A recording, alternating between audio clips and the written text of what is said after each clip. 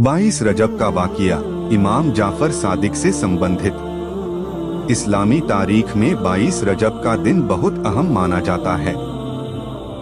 यह दिन खास तौर पर इमाम जाफर सादिक रहमतुल्लाह अलैह से जुड़ा हुआ है।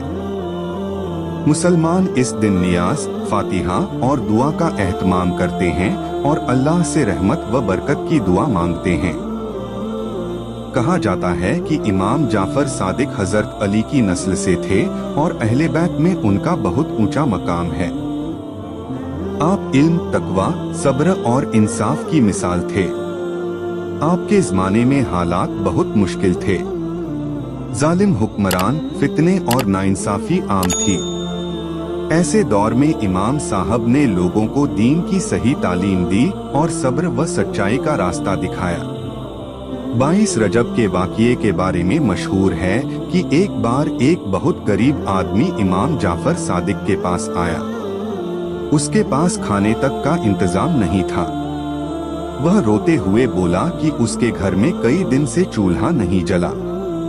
इमाम साहब को उसकी हालत पर बहुत रहम आया। आपने अपने घर वालों से पूछा कि क्या कुछ खाने का सामान मौजूद है। घर में बहुत कम सामान था, लेकिन इमाम साहब ने वही गरीब को दे दिया। इसके बाद इमाम जाफर सादिक ने अल्लाह की बारगाह में दुआ की और फरमाया कि जो भी बंदा अल्लाह पर पूरा भरोसा करता है, अल्लाह उसे कभी मायूस नहीं करता।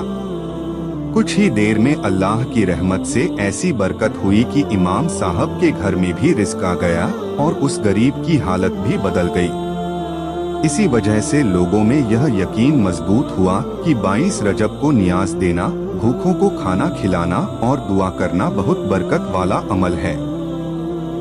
यह दिन हमें यह सिखाता है कि अगर नियत साफ हो और भरोसा अल्लाह पर हो तो मुश्किलें आसान हो जाती हैं। 22 रजब का वाक़िया सिर्फ एक करामत की कहानी नहीं है, बल्कि यह हमें इंसानियत, हमदर्दी और मदद का पैगाम देता है। इमाम जाफर सादिक ने अपने अमल से सिखाया कि इल्म के साथ साथ अमल भी जरूरी है। जो इंसान दूसरों के दुख दर्द को समझता है, वही अल्लाह के करीब होता है। आज भी जब लोग 22 रजब को फातिहा करते हैं, तो वे अपने घरों में सादा खाना पकाते हैं, पड़ोसियों और गरीबों में बांटते हैं और अल्लाह से अपनी हाजतों के लिए दुआ करते हैं। बहुत से लोग बताते हैं कि इस दिन की गई दुआएं कबूल होती हैं और परेशानियां दूर होती हैं। अंत में 22 रजब का वाक़िया हमें यह याद दिलाता है कि दुनिया की सबसे बड़ी दौलत ईमान, सब्र और इंसानियत है। अगर हम इमाम जाफर सादिक के बताए हुए रास्ते पर चलें, जरूरतमंदों की मदद करें और अल्लाह पर भरोसा रखें, तो हमारी जिंदगी भी बरकतों से भर सकती है।